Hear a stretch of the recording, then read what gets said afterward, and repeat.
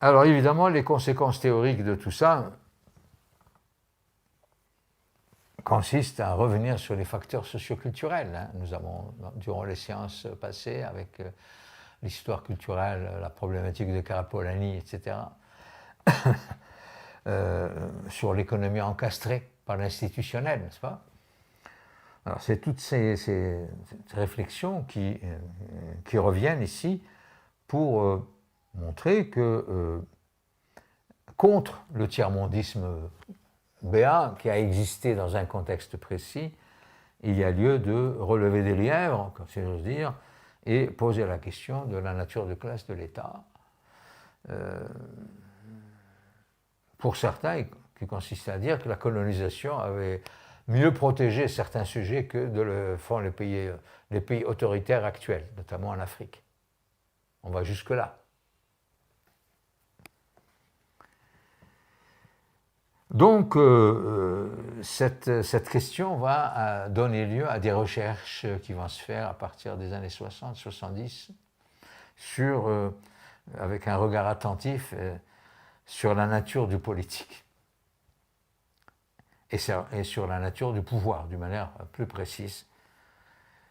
D'où la notion d'économie politique. La nouvelle économie politique des pays du tiers-monde va prendre des orientations très diverses et très riches. Alors, arrivé à ce stade, je voudrais un petit peu, ça c'est le contexte. Je voudrais quand même revenir sur un certain nombre de grandes théories qui existent, qui ont toujours existé. Hein. On n'a pas attendu les indépendances des pays pour se mettre en place.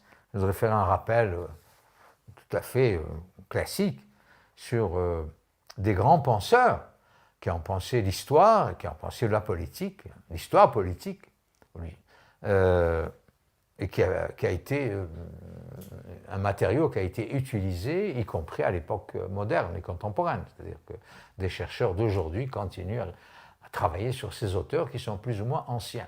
Alors on va faire un panorama rapide hein, sur ces auteurs. Donc j'ai ici sélectionné les auteurs et les maisons d'édition, parce que c'est des auteurs anciens qui ont été réédités dans une langue ou dans une autre, très souvent des auteurs étrangers réédités ou édités en français avec 20, 30, 40, 50 années de retard.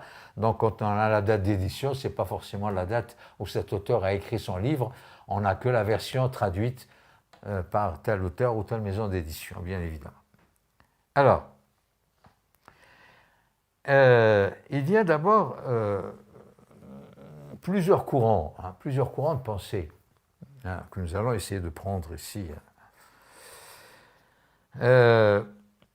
Jusqu'au XVIIe siècle, les penseurs, les grands penseurs, avaient une vision un peu prophétique du monde. Hein. Par exemple, un type comme Bossuet, lui, parlait de la providence. Il avait une conception mystique du temps qui passe. Il avait une espèce de télescopage entre ce qu'on appelle le théologique et le téléologique. Nous allons parler plutôt de quelqu'un qui, comme Jean-Baptiste Vico, qui est très peu connu. Jean-Baptiste Vico, qui est un Italien, l'école italienne. Hein.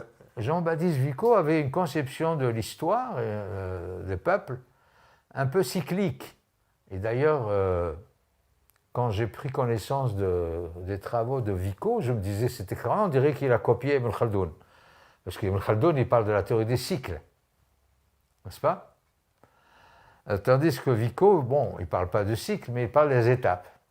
Et d'ailleurs, il y a toujours eu chez les penseurs anciens cette vision d'un peu comme des couches géologiques. Il y a l'étape, déjà depuis la pensée aristotélicienne, ou platonicienne, sur les âges. Hein.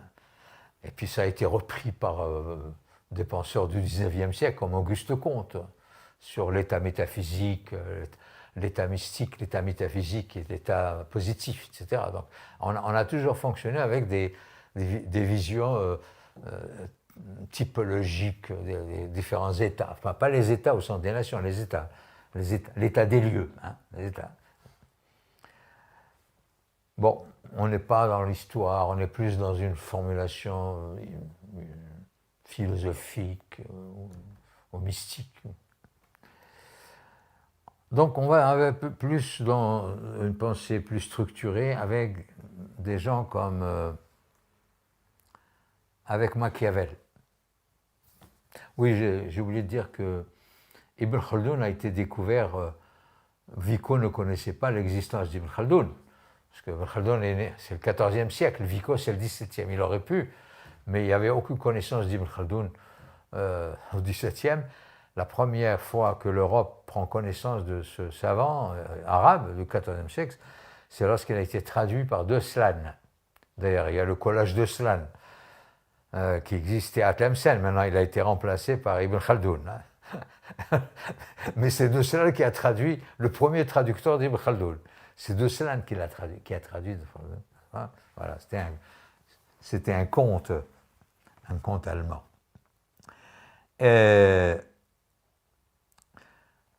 Donc on peut citer l'école italienne qui a donné des penseurs comme Machiavel, un auteur du XVe siècle, et qui est connu pour un ouvrage central qui s'appelle Le Prince. Le Prince, chez Machiavel, bon évidemment, plusieurs éditions italiennes et plusieurs éditions françaises, dont une des éditions françaises, c'est l'Union Générale d'Édition, ce qu'on appelle l'Union Générale d'Édition, qui est sortie en 1965. Machiavel a intéressé beaucoup les historiens parce que il ne fait pas de démagogie sociale. Il essaye de se mettre à la place du prince, à la place du détenteur du pouvoir, pour dire si on veut gouverner, voilà comment il faut faire. Donc il se met du côté du prince. Non pas parce qu'il est pour le pouvoir, mais uniquement il prend une position là, comment dirais-je, de réalisme. Et d'ailleurs aujourd'hui, il y a beaucoup de gens qui font du machiavélisme, ce qu'on appelle le machiavélisme. Et pas plus tard qu'hier, j'ai écouté une émission à la télévision sur une chaîne française, je crois que c'est CNews, où des journalistes étaient en train de dire que il ne faut pas que Macron prenne des positions, il ne faut pas qu'il soit aux avant-postes, il ne faut pas qu'il soit le premier, il ne faut pas qu'il s'expose. Il faut laisser ses ministres s'exprimer sur certains sujets. Il faut laisser aussi le débat parlementaire s'exprimer. Donc on reproche à Macron, au jeune Macron, d'être toujours sur le front. Il s'expose. Et donc pour eux, c'est une mauvaise gouvernance. Il va se casser la figure. Donc en fait, ils ont la même posture explicative que Machiavel. Machiavel a fait ça. On a parlé de machiavélisme comme si Machiavel était l'ami des princes. Non, il a dit si on veut être un bon prince, si on veut réussir, voilà ce qu'il faut faire, voilà ce qu'il faut faire. Évidemment, ce qu'il faut faire, pas forcément redistribuer les produits, redistribuer les richesses au peuple. Non, il n'a pas dit ça. Lui, il n'était pas placé dans cette position. Quelle est la meilleure stratégie pour garder la légitimité? Voilà. Donc évidemment, on peut toujours juger l'idéologie de Machiavel comme une idéologie réactionnaire, ou on a toutes les possibilités d'avoir un jugement de Machiavel, mais certainement pas un seul jugement. Et il y a, toujours dans le cadre de l'école italienne, un autre historien, alors là il est plus récent, c'est Mosca, Gaëtan Mosca. Bon, c'est un auteur du XIXe siècle, qui a écrit un ouvrage qui s'appelle L'histoire des doctrines politiques depuis l'Antiquité, qui a été traduit plusieurs fois, mais en tout cas traduit en France par Gaston Boutoul dans les éditions Payot en 1955. Alors, quelle est la position de Mosca? Ben, on peut dire que Mosca, c'est un peu le précurseur de l'anthropologie politique. Il pose le problème du pouvoir en tant que fin en soi, le pouvoir en tant que finalité, le pouvoir pour le pouvoir pour le pouvoir. Évidemment, ceux qui prennent le pouvoir ne disent jamais je prends le pouvoir pour le pouvoir, ils disent je prends le pouvoir pour sauver le peuple. Je prends le pouvoir pour me sacrifier pour mon peuple, pour faire du bien autour de moi. Ça, c'est le discours attendu. Mais lui, il va montrer qu'il y a une espèce de raison immanente qui est liée à la soif du pouvoir. Donc c'est un problème interne, un problème à la fois psychologique, philosophique, quasiment psychanalytique. Être à la tête de la Hamma, être le chef. Donc il montre comment le pouvoir poursuit sa propre finalité. C'est quasiment une maladie de l'espèce humaine. Je ne sais pas si on trouve ça chez les animaux, hein. Peut-être chez les singes. Non, je ne veux pas développer, hein, parce que sinon, ça nous prendrait un temps infini, mais pour ceux que ça intéresse, donc j'ai noté toutes les références des éditions pour ceux qui veulent poursuivre. Aujourd'hui, grâce à Internet, d'ailleurs, on peut peut-être avoir des éléments d'information sur ces différents auteurs. Il y a un autre auteur de l'école italienne, ou plutôt il est germano-italien. Hein. Il est né à Cologne, il est mort à Rome, mais enfin il est germano-italien. C'est Robert Michel, Michel avec S. Michel, c'est comme Michel avec un S à la fin. Michel, on dit Michel. Il a fait son livre porte sur un essai sur les partis. Essai, c'est un essai sur les partis politiques. Il a été traduit en français en 1900, parce que Romain Michel, c'est fin 19e, début 20e. Hein. Il a été traduit par Samuel Jankéevitch, paru chez Flammarion en 1914. L'essai sur les partis. Alors, qu'est-ce qu'il dit, Robert Michel? Il dit que le problème du pouvoir, il ne faut pas le chercher seulement au pouvoir politique. C'est-à-dire, c'est moi le chef, et toi tu es mon adjoint, et tu te tais, sinon je m'énerve. Enfin, je schématise un petit peu. Ce phénomène du pouvoir, on le retrouve dans le milieu syndical. On le retrouve dans toutes les congrégations où il y a une hiérarchie obligatoire. Le problème de l'anaya. Il y a toujours quelqu'un qui veut s'affirmer par rapport à d'autres. Ce sont des situations complexes qu'on retrouve dans toutes les situations. Donc lui, il vise évidemment les organisations syndicales, les partis politiques, même les partis d'opposition qui s'opposent contre le pouvoir. Mais à l'intérieur de ces partis, il y a aussi du pouvoir.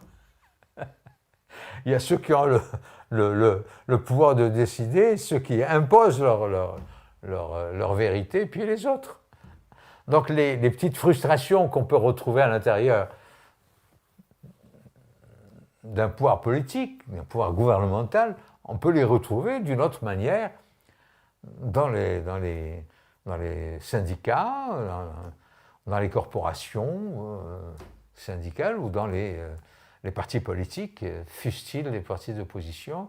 C'est ce qui l'amène à parler de la loi des reins de l'oligarchie. La loi des reins de l'oligarchie, cette loi, elle existe partout et non pas seulement dans le corps gouvernemental. Et ça, évidemment, c'est quelque chose qui va avoir des répercussions absolument extraordinaires. C'est-à-dire qu'on retrouve avec Sousa, ce virus du pouvoir, on le retrouve partout. Pas seulement, il ne faut pas mettre le flash uniquement sur le pouvoir le pouvoir gouvernemental, mais c'est un phénomène qu'on retrouve un peu partout. D'où la loi d'airain de l'oligarchie. Et puis le phénomène du charisme. Il y a des gens qui ont du charisme, عندهم حكمة. Ils réussissent plus que d'autres, même si c'est vide à l'intérieur.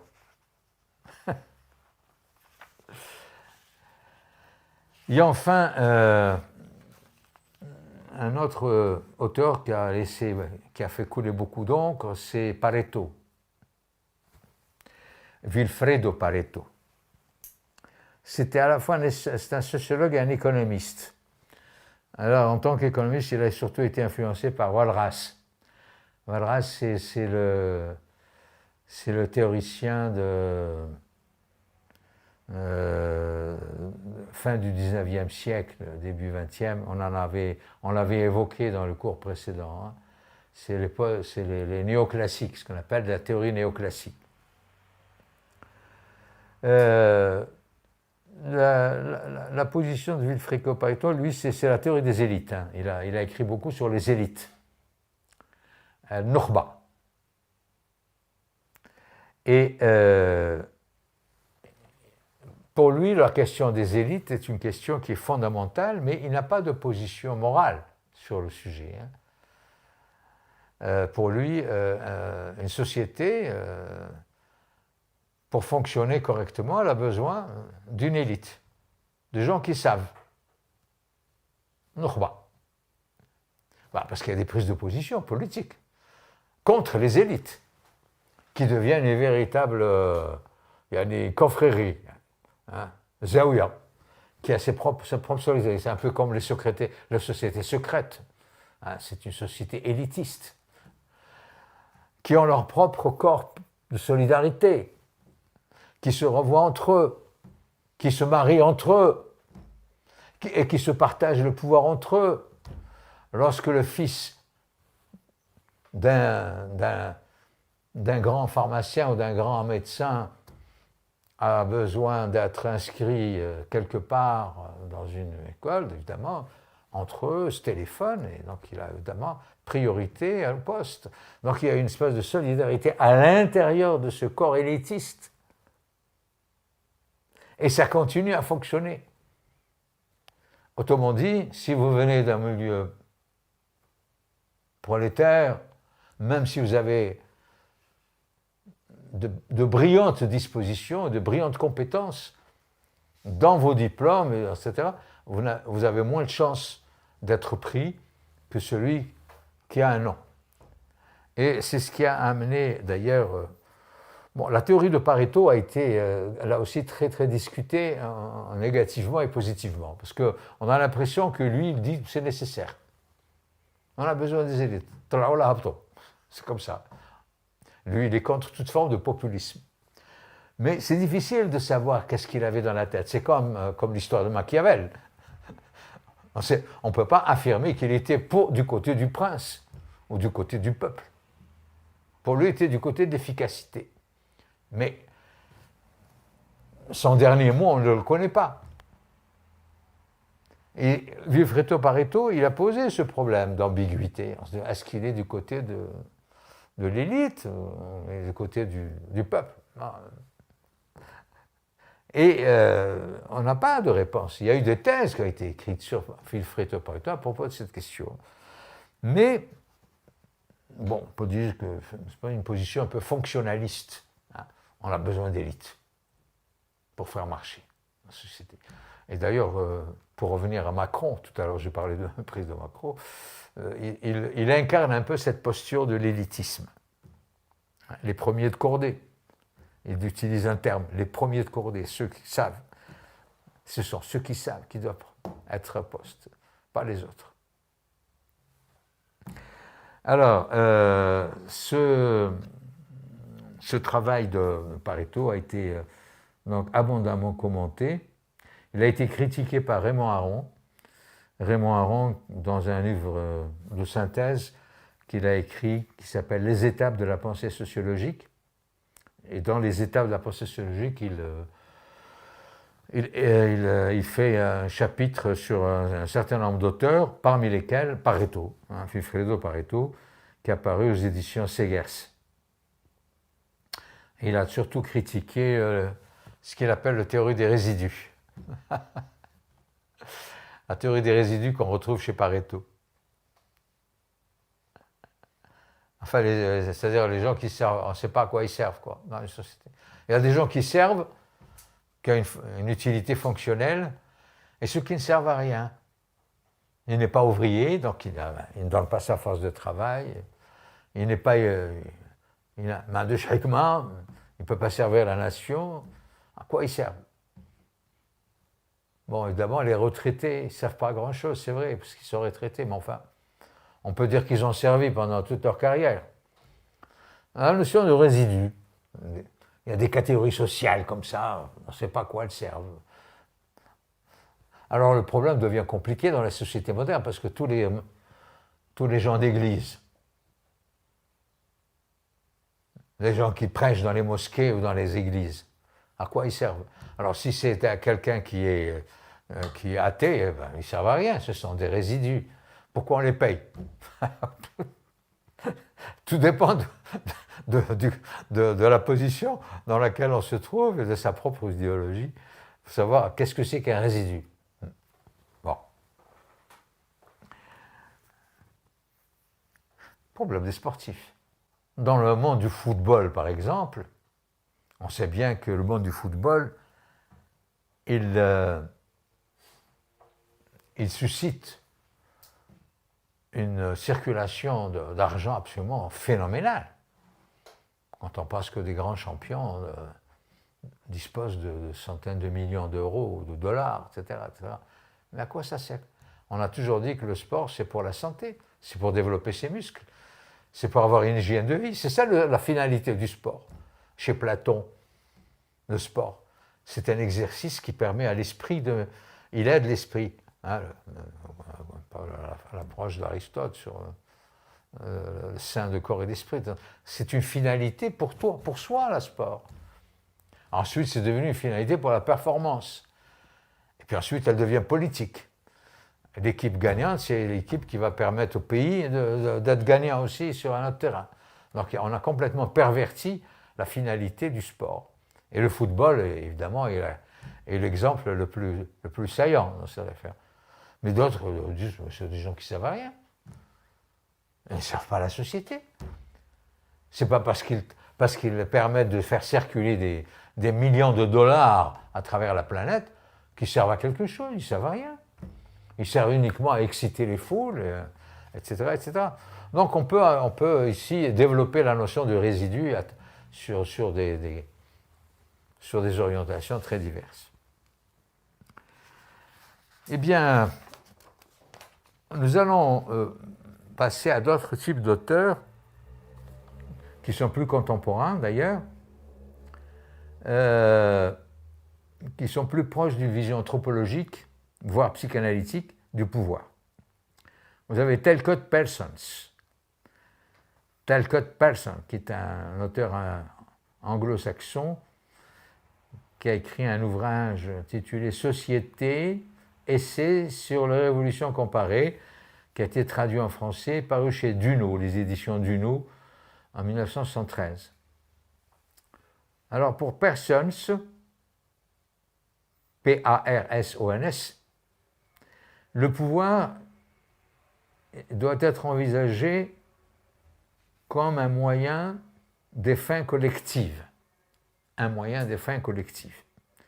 C'est ce qu'on appelle une thèse fonctionnaliste qui reprend un peu la thèse de Hobbes, sur lequel on revient à l'instant. Alors voilà ce qu'il dit à propos du pouvoir.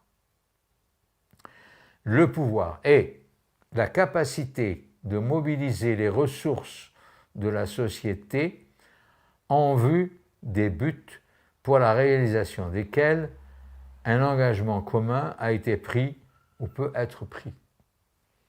Bon, c'est à la limite du raisonnement tautologique.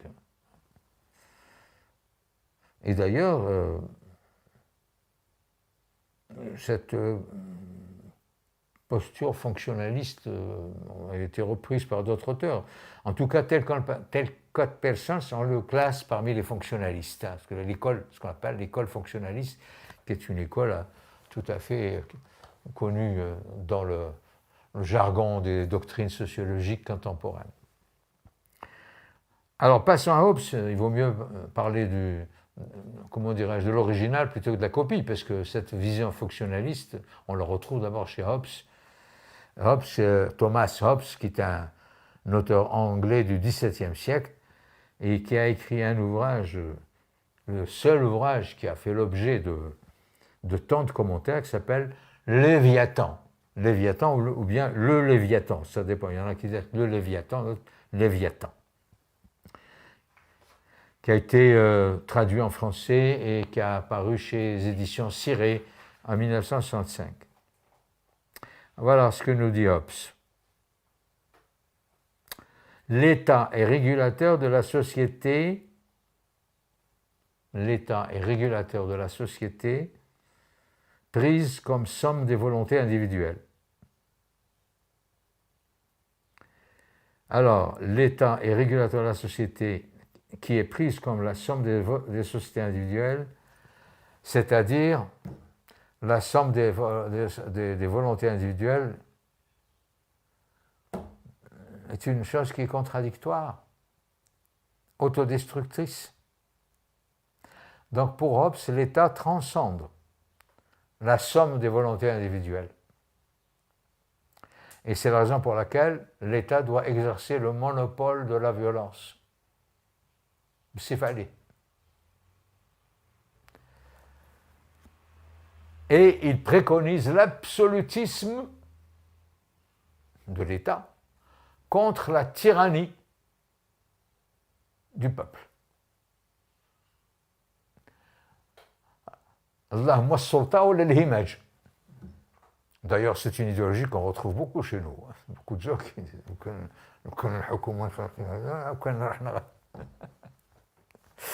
bon, alors, il y a deux aspects dans l'approche de Hobbes. D'abord, on retrouve cette approche, pas pour les mêmes, avec le même présupposé idéologique. On la retrouve un peu plus tard, parce que Hobbes, c'est le XVIIe quand même. Avec le paradoxe de Condorcet, la théorie du grain de sable. Condorcet interpelle la pensée de Jean-Jacques Rousseau, qui a parlé de la volonté générale, le contrat social, la volonté générale, etc., etc. L'irada al-amma, etc.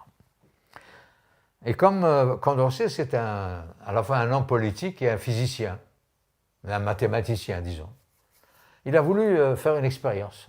Qu'est-ce que c'est que la volonté générale? Il a convoqué 100 personnes. Et il leur a posé 3 questions. Question A, question B, question C. Ce qu'on appelle la triade, Tsulatiyya. Alors, première question. Alors, ça peut concerner un parti politique, comparé entre 3 partis politiques, comparé entre 3 valeurs, ou comparé entre 3 fromages. Vous pouvez mettre ce que vous voulez dans A, B et C. L'essentiel, c'est qu'on puisse comparer. Alors, il pose la question. Qui est dans la relation A-B? Qui est pour A, qui est pour B? Donc, il y a une majorité, mettons 60% pour A, 40% pour B. Deuxième question. Dans la relation B-C, qui est pour B, qui est pour C? Alors, il y a donc un certain nombre qui votent pour A, B. Et là, on trouve, par exemple, mettons 50% pour B, 50% pour C. Et troisième question, dans la relation entre C et A, qui est pour C, qui est pour A. Et les doigts se lèvent et on trouve un score, mettons, différent. Or, il constate que dans 99% des cas, 99,99% des cas, la triade n'est pas transitive. C'est-à-dire que si on fait un décompte précis, on retrouve une contradiction. Cette question de la transitivité, elle est connue chez les mathématiciens. Hein. Les philosophes grecs l'appellent le syllogisme. Le syllogisme s'adresse à une personne. Si une personne considère que A est plus grand que B, si elle considère que B est plus grand que C, donc A est plus grand que C. Mais si on s'adresse à 100 personnes, et si on prend la réponse de chacune de ces personnes, elle est logique. Mais quand on fait une étude statistique, quand on fait une appréciation probabiliste, statistique, des réponses, quand on a affaire à 100 personnes, il y a un problème. Ce n'est pas un problème métaphysique, hein, c'est un problème de probabilité.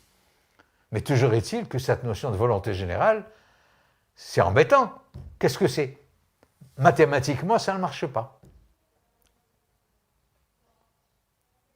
Et bon, moi, ça m'avait intéressé parce que j'ai enseigné ça en méthodologie quantitative quand j'étais professeur à Oran au tout début. C'était assez musclé parce que les étudiants n'étaient pas habitués à ce genre d'exercice.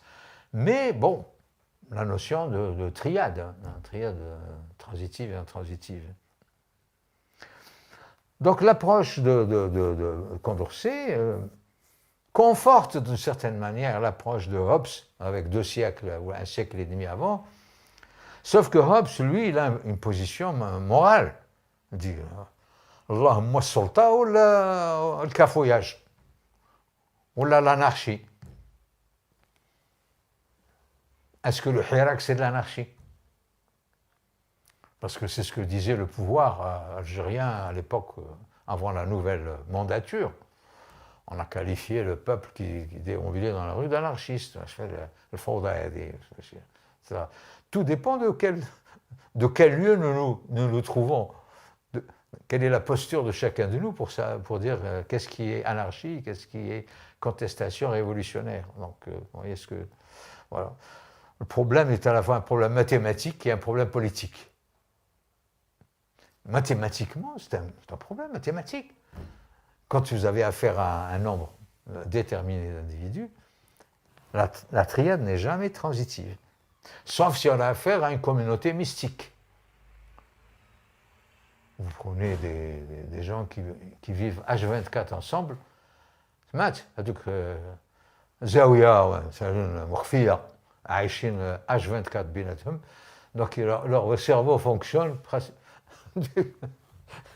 Donc, à ce moment-là, il peut y avoir miraculeusement une triade transitive. Mais c'est rare. Voilà. Alors, bon, de toutes les manières, j'ai parlé ici de Condorcet uniquement parce que la position de Hobbes rappelle celle de Condorcet qui est venue plus tard, sauf que Hobbes, lui, il affirme qu'il faut un État absolutiste. Il faut dresser le peuple. On ne peut pas fonctionner comme ça. Bon. Alors, nous allons poursuivre cet examen des lieux. Alors, nous allons voir des auteurs un peu plus modernes, si j'ose dire, notamment Georges Ballandier.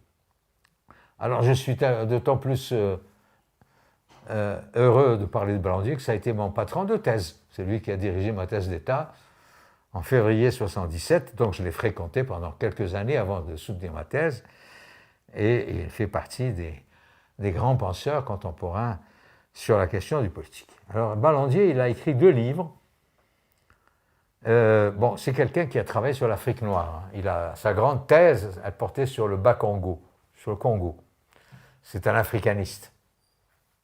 Mais à partir de ses études ethnographiques sur l'Afrique, il a dégagé des théories politiques sur la politique. Pas seulement l'Afrique, mais la politique en général. Alors, il a écrit 2 ouvrages, un qui s'intitule « Anthropologie politique ». Pour la première fois, le terme de anthropologie et politique se trouvent collés l'un à l'autre. C'est lui, en 1967, Anthropologie politique, qui a paru chez PUF, Presse universitaire de France. Et 4 ans après, il a écrit Sens et puissance, 1971, toujours chez PUF. Alors, si on résume la pensée de Ballandier sur qu'est-ce que le politique, qu'est-ce que le pouvoir, il propose 7. Il fait 7 propositions que je vais citer, je vais lire. Premièrement, le pouvoir sanctionne le fait inégalitaire. Il sanctionne, c'est-à-dire qu'il le légalise. يعترف به. Il ne va pas... Mais pour lui, il prend acte que ça existe. Le pouvoir sanctionne, c'est-à-dire qu'il légalise le fait inégalitaire, partant du principe que le degré zéro de l'égalité n'a jamais existé. Là, il revient à Hobbes, mais il revient aux problématiques de toute la problématique marxiste. Ballandier n'était pas marxiste. Les problématiques marxistes qui disent que, par exemple, chez Galisso, René Galisso, qui est un historien, bon, il te dit que l'égalité, ça ne veut rien dire. On parlait des Touaregs, là, je travaille sur les Touaregs. Le Targhé, si on doit donner comme signe de richesse les signes matériels, il est plus pauvre que ceux qui travaillent sur تحت يده. هو ساكن في زريبة. Il vit dans une زريبة. يضربها الريح تمشي. وهذوك الإكلان تاعو سيت الحرطانيين اللي يخدموا تحت اللي يخدموا الأرض نتاعو الفلاحة نتاعو من جهة أباليسا. Ce sont des قصور. بالطين مبنيين بالطين mais c'est du dur هو c'est pas du dur هو غير الريح يجي. C'est-à-dire si on s'attache au signe extérieur de richesse, il n'a rien accumulé. Alors que c'est lui le maître, c'est lui هو مول الرزق. La seule hiérarchie qui existe, c'est la hiérarchie des entrailles. Parce que هو في الفلاحة il va récupérer une partie de la production, le khouani il récupère une autre partie. Bon, il y a tout un décompte là-dessus qui était compliqué. وهما عايشين في جهة هو في جهة. Les Dagrali عايشين في Taharnanat, c'est la Balissa, les terres نتاعهم, elles sont à Daharnanat, وهما الآخرين sont à Balissa, à 120 km. Ils jouent rythme pour النهار اللي يوزعوا الفلاحة الغلة. قال هذه il y a des règles rituelles تاع الدرسات. Mais à part ça, ça n'a rien à voir avec le féodal, avec son château, la chasse à courre, ou الدنيا, ou les jouissances, ou تراتي الليل. عايشين على الصفاح, au sens propre. La seule accumulation du Targhi par rapport à Iklen Tawsit, c'est une accumulation de prestige. ماهوش مادية, معنوية فقط. Dans le domaine, il est supérieur. Alors là, on est dans un système féodal d'un type complètement inédit, parce que ça n'existe pas en Europe. Le féodal, au moins, il y a une matérialisation de sa puissance. Mais il y a inégalité. Parce que هو اللي يحكم, هو اللي يعطي الأوامر. Quand il y a un esclave, parce qu'il y a les esclaves, il y a Iklen. Iklen aussi, ce sont les paysans. Iklen, c'est le pays, c'est l'esclave. L'esclave ما راش في أبلسة, عنده راه عايش في زريبة واحد أخرى, يعني une annexe. Le garage نتاعو, le dépôt, tout ce que vous voulez. هو يمشي يجيب الماء. هو اللي يمشي يسخر. Donc, Awamir. Donc, il y a un ordre hiérarchique, il y a ceux qui donnent des ordres et ceux qui les exécutent. Donc la hiérarchie, elle est là, mais elle ne se ressent pas sur le plan matériel. Si on pose la question de l'égalité au sens matériel, il n'y a pas d'égalité. C'est-à-dire au sens matériel, on ne voit pas. Mais il y a une inégalité quand même, même si elle est immatérielle. C'est ça que je veux dire. Donc le degré zéro de l'égalité, ما كانش. il y a toujours une hiérarchie quelque part, même si elle ne s'exprime pas par le biais du Reich. Et ça, c'est une observation de type anthropologique, qui a été acceptée par une partie de l'école marxiste, pas tous, une partie. Les marxistes qui ont fait le travail de l'anthropologie et de l'ethnologie, qui ont dévié un petit peu. Donc, première remarque. Deuxième remarque, toujours concernant le pouvoir. Il repose, c'est-à-dire le pouvoir, il repose sur la prétention de réguler le conflit né de l'inégalité. Je répète, le pouvoir repose sur la prétention de réguler le conflit né de l'inégalité. Et on a l'arbitrage, on va faire une loi pour essayer de limiter les dégâts. C'est le jeu de l'équilibriste. Voilà. Il repose sur la prétention de réguler le conflit né de l'inégalité. Troisième. Ce deuxième point, moi, ça m'a permis de développer un paradigme que j'ai essayé, dont je suis un peu le titulaire, c'est le paradigme de la norme et de la marge. Al-Mi'yari ou al-Hamishi. Al-Mi'yari ou al-Hamishi. Par exemple, le centre symbolise le pouvoir, le centre symbolise le centre-ville en urbanisme. Le centre symbolise la norme juridique, al-mi'yar al-qanuni, etc., etc. Mais le centre, le mi'yari, ne fonctionne jamais de manière isolée. C'est-à-dire qu'il a un rapport dynamique avec le hamishi, avec ce qui est périphérique. Et une théorie n'est valable que lorsqu'elle est transposable dans tous les domaines. Tu la transposes dans la sociologie politique, en philosophie, en anthropologie, même en musicologie. J'ai essayé de travailler sur le mi'yari ou le hamishi. Par exemple, dans le patrimoine musical, il y a des règles. Il y a des règles qu'il faut connaître. Les modes, في النوبة كان الزيدان والعراق والحسين إلى آخره، كل واحد عنده يعني les règles نتاعو. Tu ne peux pas transposer. Et pourtant, les modes, ils existent depuis des siècles. Et on retrouve des bifurcations. Des bifurcations. Et c'est des bifurcations qui ne sont pas considérées comme haram ou les aïb les défendés. Elles existent. C'est ce qu'on appelle des dérogations ou des petites transgressions. Et ça a toujours été comme ça.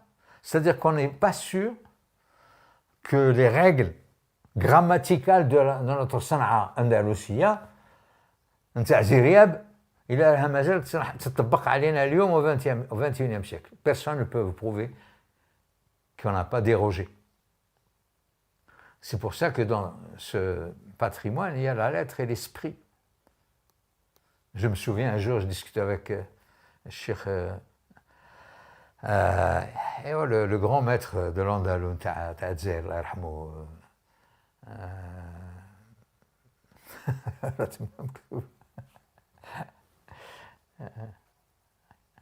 أعطيني اسمه هذاك الازرق الكتاب الازرق اللي ما بالاحمر اسمه هذاك هي شكون احمد سري احمد سري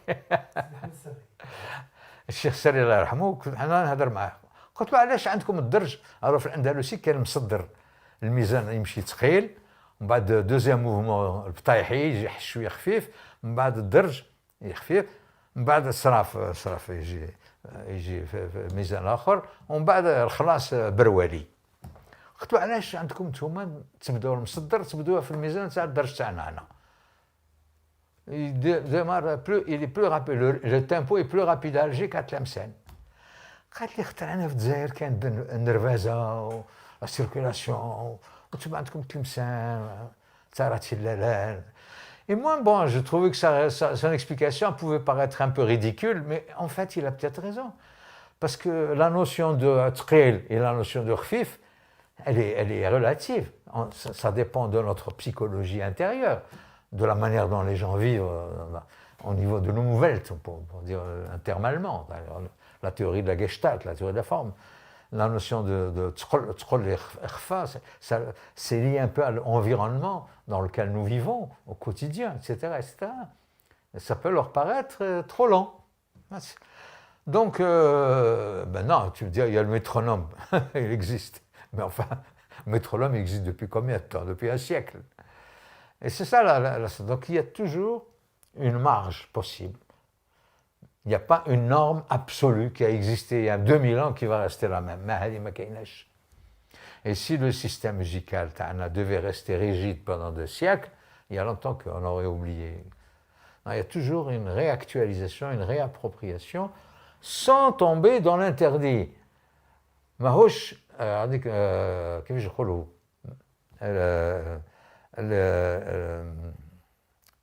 الإبداعية ماهوش بدعية. كلمة الإبداع وكلمة البدعة. قال كل بدعة ضلالة وكل ضال للنار. Maintenant, c'est extraordinaire parce que le mot bid'a et le mot ibda appartiennent à la même racine. C'est dommage qu'ils appartiennent à la même racine. Parce que ibda, chez là-bas, mais le bid'a, là. Mais on est toujours à la limite, le bid'a ou l'ibda, dans ce domaine. Hein. Et suivant les gens, il y a des gens qui sont plus conservateurs que d'autres, etc. Vous prenez Jismi Fani, مصدر رمل المايا يغني هدالي مثلا يشوك لك اللحم تاعك. Et tu l'entends chez quelqu'un d'autre, ما شخاش نقول شكون اي شخص واحد اخر يغني دو مانيير ريغلي للزوج يغنيوه يعني في المعيار نتاعو حتى واحد ما بالغ. Et pourtant il n'y a aucune commune mesure entre l'un et l'autre. Et tous n'ont pas transgressé la norme. Donc ici, c'est la même chose.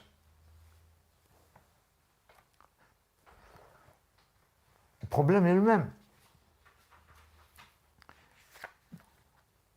Où s'arrêtent les limites de l'inégalité ou d'égalité? Là, évidemment, on parle ici d'un autre domaine, le domaine de l'égalité et de l'inégalité. Prenez par exemple le pouvoir central, il a toujours poursuivi une norme, c'est la règle de la loi, etc. Mais ce qui se passe autour, la périphérie, c'est pas seulement la périphérie urbaine, mais la périphérie sociale, qui à un moment donné, regardez ce qui s'est passé en France, avec les gilets jaunes, etc. Au début, il y a une critique très acerbe, puis au fur et à mesure que la périphérie prenne de l'importance et qu'il y a risque pour un déséquilibre du rapport de force, la norme est obligée de lâcher du lest. Elle ne lâche pas du lest pour changer sa nature. المعياري يبقى معياري ولكن يعطي صبغة أخرى جديدة uniquement pour ne pas dépérir. باش ما يموتش. Il va se reproduire sous d'autres formes, et cette reproduction sous d'autres formes, elle est liée au fait que le Hamishi est intervenu. Il a obligé la norme à se déplacer, à reviser son jugement, mais pour se reproduire en tant que norme. On n'est pas dans un processus révolutionnaire ici, parce que dans la révolution, la norme, ça y est, elle est changée par autre chose. Donc on peut appliquer ça à la politique, à l'histoire, à la musique, à tout ce que vous voulez. Donc, il est difficile de parler d'une espèce de norme absolue qui serait égale à elle-même et qui ne soit pas obligée de composer avec ce qui semble représenter son contraire. Alors ici, la même chose. Alors, troisième remarque. Le pouvoir s'impose comme légitime en se plaçant sur le terrain des normes produites par la société. Je reprends. Il s'impose, je parle toujours du pouvoir, comme légitime en se plaçant sur le terrain des normes produites par la société. Bon, ça c'est il reprend ici une thèse qu'on retrouve chez Durkheim, quand il parle de la représentation sociale, la norme qui est érigée en norme politique, etc., elle est puisée dans le peuple, dans le consensus social. Bien sûr, bien sûr. Bien sûr. Ça aussi, c'est un gros sujet, parce que le pouvoir, il va prendre les normes qui sont dans le consensus de la société, quid des minorités, quid de la sincérité aussi. Hein? C'est là où, par exemple, le problème s'est posé avec Mbella quand il a opté pour le socialisme.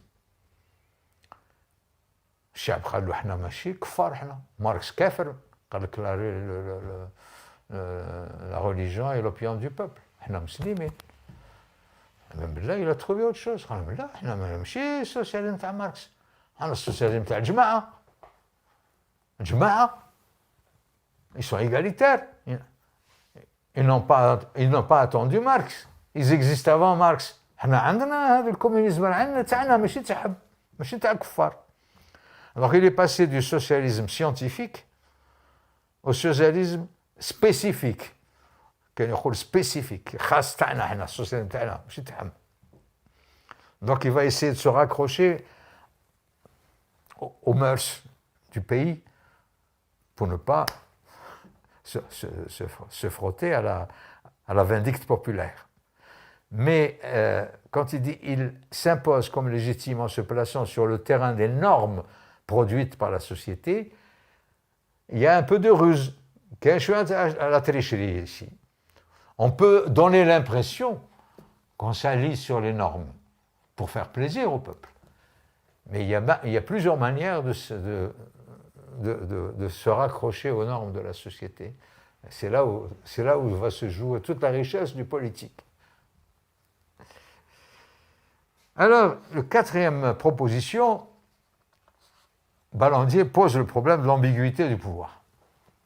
يعني نظرا لهذا ثلاث مقاييس il y a l'ambiguïté, parce qu'il fonde sa thèse sur l'ambiguïté. Ambigu. Voilà ce qu'il dit, je le cite. Le pouvoir est en même temps accepté ou consenti en tant que garant de l'ordre et de la sécurité. En tant que garant de l'ordre et de la sécurité. Bon. Alors, le pouvoir est en même temps accepté ou consenti en tant que garant de l'ordre et de la sécurité, révéré, révérence, en raison de ses implications sacrées, parce que كاين حاجه يعني نوع من التقديس في السلطه et contesté parce qu'il justifie et entretient l'inégalité. كاين هنا تناقض عند في الدماغ نتاع كل واحد. C'est l'ambiguïté qui existe à l'intérieur de la société en tant que telle. Alors, je reprends là. Le pouvoir est en même temps accepté ou consenti, révéré et contesté. L'ambiguïté est un de ses attributs principaux. Alors, cinquième proposition, contesté et consenti, c'est-à-dire maqboul, il oscille, il ambivale, entre la coercition canonique et la légitimité. Sharia. Sixièmement, le monopole de la violence. Parce que la violence, elle existe partout. Chacun a le monopole, que le mandouche. شكون عنده المونوبول؟ السلطة. C'est la seule qui a le monopole de la violence. أنت ما عندكش. Le monopole de la violence ne fonctionne jamais sans idéologie. Ne fonctionne jamais sans idéologie. Même Hitler, même la violence de Hitler, le Troisième Reich, elle s'est basée sur une idéologie. Sinon, le peuple Tao, mais il n'aurait pas fonctionné. L'Askar Tao n'aurait pas fonctionné. Il y a toujours une idéologie. La violence abrupte, animale, elle n'existe pas. Et là, on rentre dans ce que Max Weber appelle le monopole de la violence légitime. Légitime. Le monopole, pas si le monopole de la violence, mais le monopole de la violence légitime. يعني ينجيك ماشي ينجيك pour te protéger. Et cette légitimité, elle peut être une légitimité sacrée, muqaddasa. Parce que pendant des siècles, peut-être même pendant des millénaires, l'humanité a été structurée par le mu'jizat, par le pouvoir sacré. Subhanallah. Il y a toujours aussi une sorte d'humilité devant la force de la nature. Le monde, le soleil, la pluie, le volcan, tout ce que la nature a inspiré à l'homme pendant des millénaires, donc il est terre. Chilim et Fahmouch, il est terre. Et puis le sacré est venu remplir l'espace. Tardis. Or, très souvent, le pouvoir en tant que tel, le pouvoir des hommes, très souvent, il prélève نوعا من هذاك التقديس. Même s'il ne le fait pas de manière volontaire, il y a toujours une part de sacré qui s'insère dans la manière dont s'exerce le scénario du pouvoir. Voilà. Alors, cette proposition va nous ramener à la 7e et dernière. La violence exprime la peur de perdre la face. La violence exprime la peur de perdre la face. D'où l'idée de théâtralité. Il y a un livre que Balandier a écrit, un merveilleux livre, Le pouvoir mis en scène. Le pouvoir mis en scène. Le pouvoir est comme une pièce de théâtre. Et le pouvoir qui se joue sur une scène politique. Une petite anecdote à propos de l'année. C'était Fouarn, quand j'enseignais avant. Il y avait un procès à l'ONCV. Enfin, ça remonte à loin, hein. C'était la fin des années 70. L'ONCV à Amsterdam, il y avait une grosse affaire à l'ONCV, le vin, l'exportation du vin en France, et là, en Russie, en Union soviétique, je ne sais plus. Bon. Et le patron de l'ONCV, Ken Velhabs. Et il y avait beaucoup de complicité. On a dit que la complicité, quand il y avait des gens gradés, des gens forts. Au bout me dit, le gars je veux le procès, je veux. Ils ont déplacé le procès sur Oran parce que Khafouf Dzer, les juges, il y avait des risques, il y avait des menaces d'assassinat. Et l'expert qui a été désigné, Saïd Boussor, Allah yarhamou, c'était un ami, un ancien condamné à mort pendant la Révolution, un type comme ça. Il a été désigné. Mais il y avait des gros enjeux. Et puis, il est venu à Oran. Il a passé la nuit à la chambre d'hôtel, grand hôtel à Oran. Il a coupé les ponts. Il a dormi chez mon beau-frère, pour éviter tout problème. Et voilà, par curiosité, je suis allé assister au procès le lendemain. Monsieur Darshra. Regarde. Bêtement, j'avais une pipe. Et à l'époque, j'étais en train d'arrêter. Elle dit que la pipe m'a fait walou, m'a fait rien khawia. Qui m'a me donner l'impression que je suis en train de fumer. Mais j'ai fait une bêtise. On n'a pas à avoir une pipe dans la bouche dans une salle d'audience. Voilà, ça m'a complètement échappé de la tête. Là, le président du tribunal, il a dû donner des instructions à un flic. J'allais dire, je vais passer 2 heures au cachot à cause de la pipe. Parce que le pouvoir judiciaire, il est là. Tu dois le respecter. Tu n'as pas le droit d'avoir un pipe. Le pouvoir judiciaire est comme. J'ai manqué de respect au pouvoir judiciaire. C'est peut-être un mauvais exemple, mais toujours est-il que c'est ça. Donc le pouvoir, il s'exprime comme une pièce de théâtre. Et d'ailleurs, cette notion de la violence qui exprime la peur de perdre la face, parce que le cas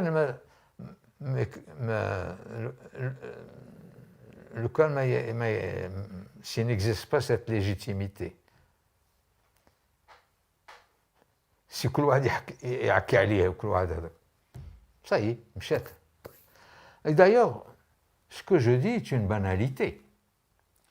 J'ai remarqué une chose, dans l'enseignement, je le remarque aussi bien quand j'étais étudiant que quand j'étais collègue, enfin professeur, tous les enseignants qui ne sont pas sûrs d'eux, il n'est pas sûr de lui, خايف الطلبة يفيقوا به باللي راه غير يقلي الحوت. Ils sont méchants avec les étudiants, ils sont mauvais. Et là واحد يجي en retard, pourquoi tu vas venir يا برا, يستعمل العنف uniquement pour compenser son point faible. C'est connu ça, c'est mécanique. La peur de perdre la face, c'est elle qui produit la légitimité. هي اللي تدعي إلى كيفاش يقولوا elle donne lieu à la légitimité الشرعية. Donc cette légitimité, elle s'organise. Il y a une mise en scène, il y a une théâtralisation de tout ça. Et cette problématique, on la retrouve chez un Italien, ça sera mon enfant, qui اسمه Guglielmo Ferrero, 19e, 20e siècle. Il a écrit un livre qui a été traduit en 1942 chez Plon, édition Plon en 1942, les génies, pouvoir, deux points, les génies invisibles de la cité. Pouvoir, les génies invisibles de la cité. Alors pour Hada Ferrero, le pouvoir est mu par la peur de ne plus être reconnu. Le pouvoir est mu, c'est-à-dire il est mu, il est motivé par la peur de ne plus être reconnu. D'où la dialectique, le jadaliya, entre la force et la peur. La force marche avec la peur. Je cite ici, je le cite. Le pouvoir n'est jamais en sécurité. Il tremble constamment. Il se fait peur à lui-même, autant qu'il fait peur aux autres. Par une contradiction inhérente à la nature même de l'homme, partout et toujours, le pouvoir vit dans la peur permanente de ses sujets et des coercitions qu'il doit exercer sur eux pour se faire obéir, parce qu'il sent que l'humanité est partout en état de révolution latente. C'est la preuve secrète et sacrée du pouvoir. Mais alors, comme cette peur, elle va être intenable, un pouvoir qui a peur pendant H24, il va se suicider, ce pouvoir, il ne peut pas tenir le coup. La légitimité vient à la rescousse. Alors, il continue et il dit « La nature profonde des principes de légitimité, c'est d'être des exorcismes de la peur. C'est pour cette raison qu'ils ont droit à la vénération en tant que génie de la cité. » يعني أهل السلطة هو اسمهم les génies de la cité. C'est-à-dire ماشي نجم يعيش pour pouvoir survivre à sa peur. Non seulement il faut qu'il ait la légitimité, mais il faut qu'il soit vénéré. Il faut qu'on vienne lui baiser la main, parce qu'il appartient à un autre monde. Il va tout faire, il va tout théâtraliser pour paraître comme étant dans notre monde. C'est pour ça que, par exemple, Al-Shorfa, ce qui se passe au Maroc avec le Besma, etc., c'est une stratégie de reproduction du pouvoir. Parce que s'ils ne font pas ça, ils plongent dans toutes les oppositions qui peuvent exister dans la société. C'est une modalité stratégique, symbolique. La sacralisation du pouvoir, c'est quelque chose qui fait partie du pouvoir d'hier et du pouvoir d'aujourd'hui. Mais seulement au Maroc, parce qu'au Maroc, au moins, parce que mais même dans les pouvoirs les plus laïques, ce phénomène existe. Regardez à vous, le rituel, les techniques du corps, le recueillement devant les morts, tous ces rituels commémoratifs, ils ont un sens. Parce que si tu vas te recueillir devant la flamme du soldat inconnu au 14 juillet en marchant là, ça y est, tu n'es plus président. Donc ce côté sacral, symbolique, il a encore sa pertinence et son efficacité. Alors, on va continuer.